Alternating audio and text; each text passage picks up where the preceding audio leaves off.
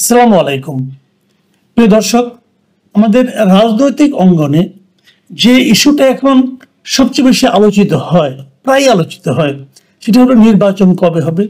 আরেকটা আলোচনার বিষয় হলো যে এই নির্বাচনের দাবিটা মূলত কারা করছে। আরেকটা ইস্যু হলো সংস্কার কিভাবে হবে, সংস্কার কবে হবে, সংস্কার কি নির্বাচনের আগে হবে নাকি সংস্কার নির্বাচনের পরে হবে, অথবা সংস্কার কি আংশিক হবে, বাকিটা ফিনিশিং নির্বাচনের পরে হবে। আবার কেউ কেউ বলছেন যে সংস্কার একটা চলমান প্রক্রিয়া, এটা হতেই থাকবে হতেই থাকবে। এই ধরনের নানা আওয়াজ কিন্তু উঠছে।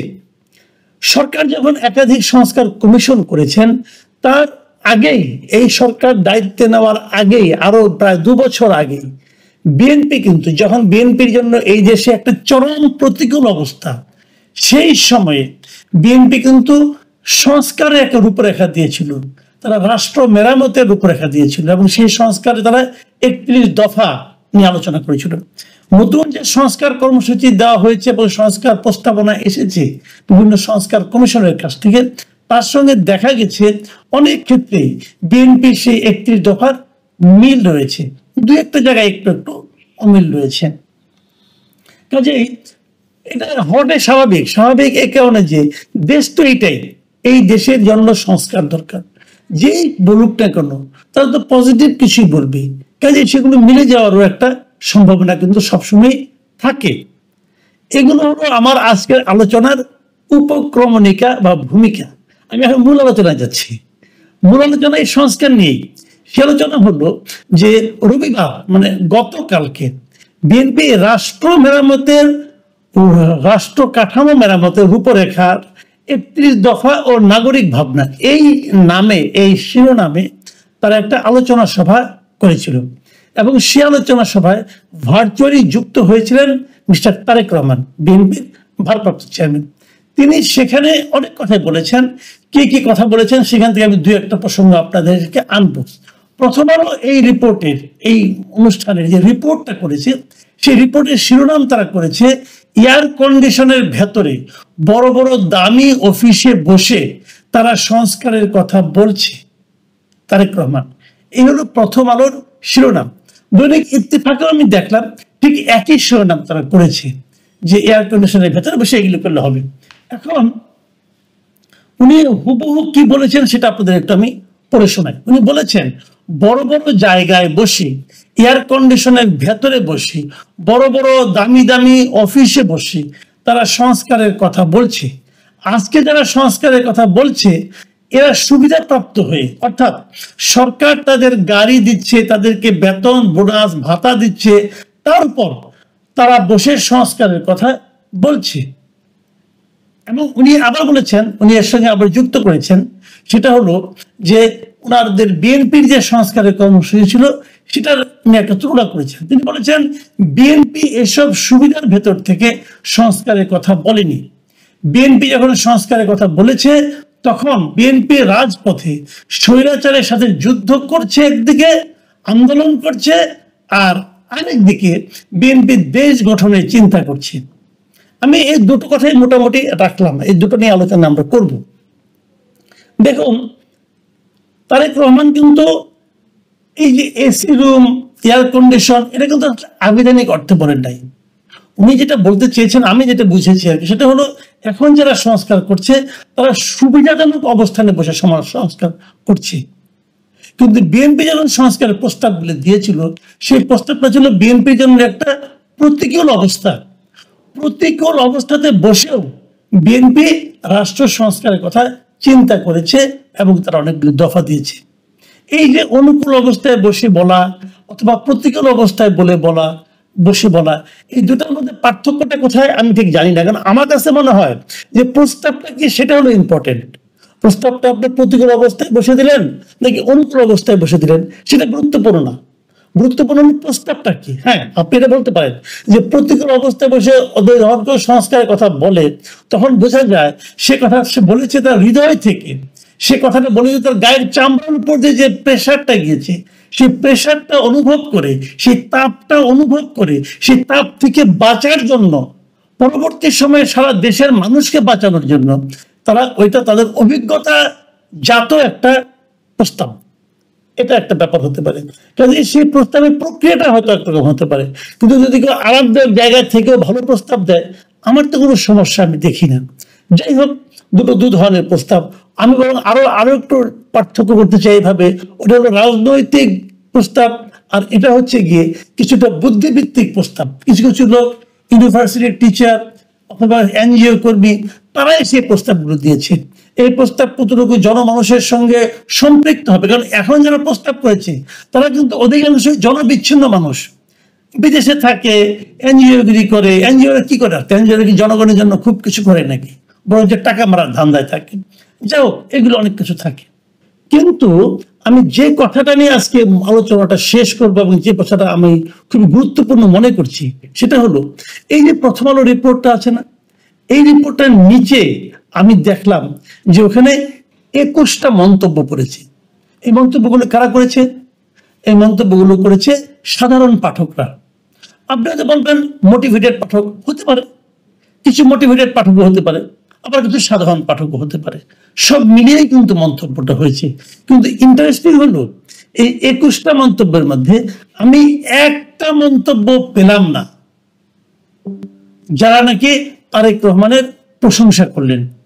এরা প্রায় সবাই তারেক রহমানকে সমালোচনা করেছেন। এখন তারেক রহমান কি ভুল বলেছেন? না, তারেক রহমানের বক্তব্য আমি সমর্থন করি। তাহলে এই সমালোচনাগুলি কিভাবে আসলো? সমালোচনাগুলি ওই টু দ্য পয়েন্ট আসে। উনি যে কি বলতে চেয়েছেন সে অর্থে আসেনি, বরং অন্য অর্থে এসেছে। কি অর্থে এসেছে? ওই এয়ার কন্ডিশন, তারা কিন্তু ওই শব্দটুকু ধরেছে, ধরে তারা মন্তব্যটা করেছে। কি বলেছে আপনারা শুনেন। আমি কয়েকটা মন্তব্য, আমি সবগুলি মন্তব্য আপনার দেখাচ্ছি, এবং যে আমি একদম মানে 3টা পার্ট করে করে এক একটা পার্টে দেখাচ্ছি, মানে সরাসরি সবগুলো নিয়েছি। কাজে কেউ যে বলবে যে আমি বেছে বেছে নিয়েছি তা না, 21টা মন্তব্য আমি দেখাচ্ছি। মন্তব্যগুলি কি বলেছে দেখুন, আমি মন্তব্যগুলো আপনি দুই একটা পড়ে শোনাই, আপনি মিলিয়ে নেন। সাব্বির আহমেদ লিখেছেন, আপনি কোথায় বসে বলছেন? আরেকজন লিখেছেন, আপনি কোথায় বসা আছেন? আরেকজন লিখেছেন, আমরা আগের অবস্থায় ফিরে যেতে চাই না, সুতরাং দেশে বিদেশে যেখানেই থাকুন দেশের মানুষদের রাজনৈতিক জিম্মি থেকে মুক্তি দিবেন। আরেকজন লিখেছেন, আর আপনি এয়ার কন্ডিশন ছাড়া আছেন। তারপরে লিখেছেন, আর আপনি তো শীতের দেশে বসে 1000 মাইল দূরে বসে বেতারে কথা বলেন। তারপর লিখেছেন, অথচ সে নিজেই এই কাজ করতেছে। আরেকজন লিখেছেন, বিএনপির ইতিহাস দেশবাসী জানে। আরেকজন, আপনি আর কতদিন লন্ডনে বসে ভিডিও কলে কথা বলবেন, লজ্জা লাগে আপনাকে দেখলে। আরেকজন লিখেছেন, আপনারা কি গাছের তলায় বসে মিটিং করছেন? আরেকজন, পরিবারতন্ত্র বাতিল করতে পারবেন? আরেকজন লিখেছেন, বিএনপির কার্যালয়ে এসি নাই, দুঃখজনক, দেশে এসে এসি লাগাই দিন স্যার। মিস্টার সোহাগ নামে একজন লিখেছেন, আপনার কর্মীরা যখন রাস্তায় মার খায় তখন আপনি লন্ডনে বসে আয়েশ করেন। তারিক আব্দুল্লাহ লিখেছেন, খুবই হালকা কথা হয়ে গেল, বিএনপি ক্ষমতায় আসার পর কি এয়ার কন্ডিশন ছাড়া রুমে বসে অফিস করবেন? আরেকজন আননেম রিজল লিখেছেন, দিন দিন আপনি উল্টাপাল্টা কথা বলা শুরু করে দিয়েছেন জনাব তারেক রহমান। আরেকজন আননেম রিজল লিখেছেন, সারা দেশে বিএনপি নেতাকর্মীরা বাটপাড়ি এবং চাঁদাবাজির সাথে জড়িত, আওয়ামী লীগের বিকল্প হয়ে বিএনপি কাজ করছে। আরেকজন লিখেছেন, কি করবে বলেন, দেশ তো লন্ডনের চেয়ে বেশি গরম।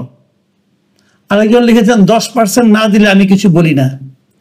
আরেকজন খাইরুল ইসলাম সুজন লিখেছেন, সংস্কার করছে, চুরি তো করছে না। লিঙ্কন লিখেছেন, আপনি তো লন্ডনে বসে প্রধানমন্ত্রী হওয়ার স্বপ্ন দেখছেন। আরেকজন লিখেছেন, আপনি কোথায় বসে আছেন জনাব?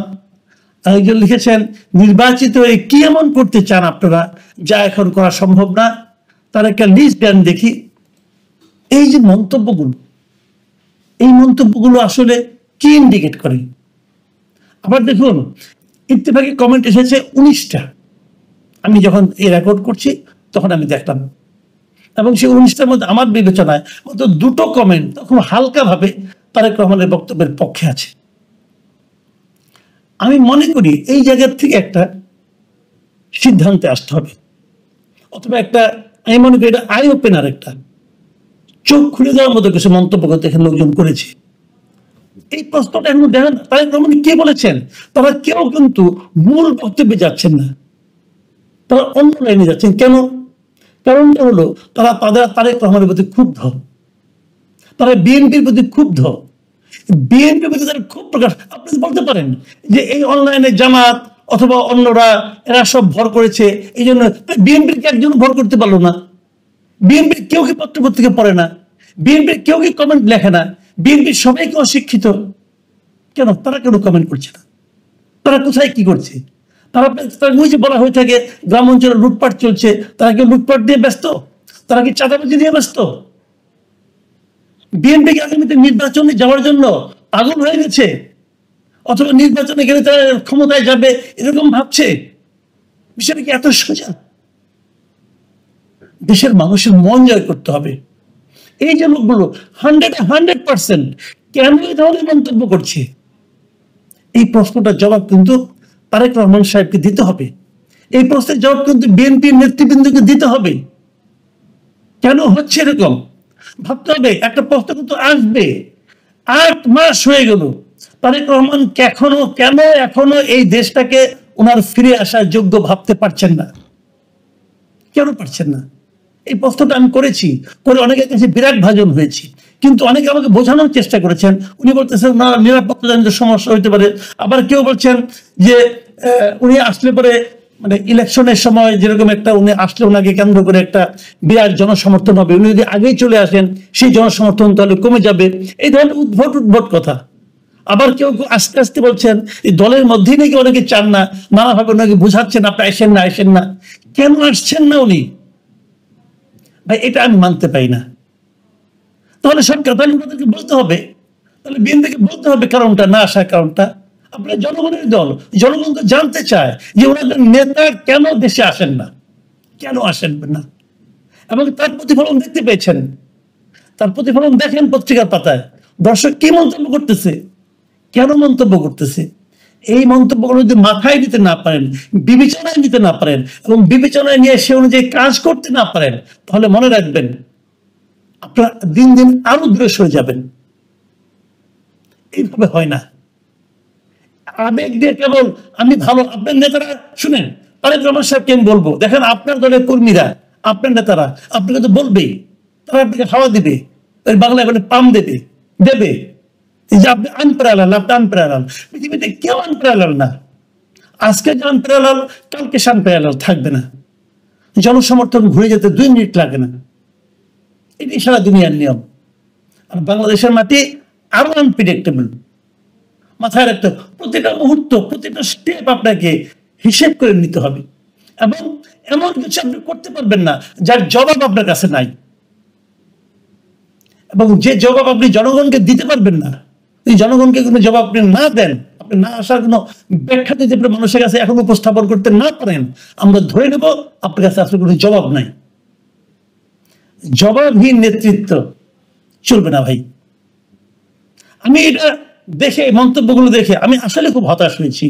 আমি আশা করি পত্রিকার ভাষা, আগে দেয়াল লিখন পড়তাম না, দেয়াল লিখন, এখন সোশ্যাল মিডিয়ার পাতায় যে লেখাগুলি হয় সেগুলো দয়া করে সব নেতৃবৃন্দ পড়বেন, এই প্রত্যাশা করছি। প্রিয় দর্শক, এখন এই পর্যন্তই। আল্লাহ হাফেজ।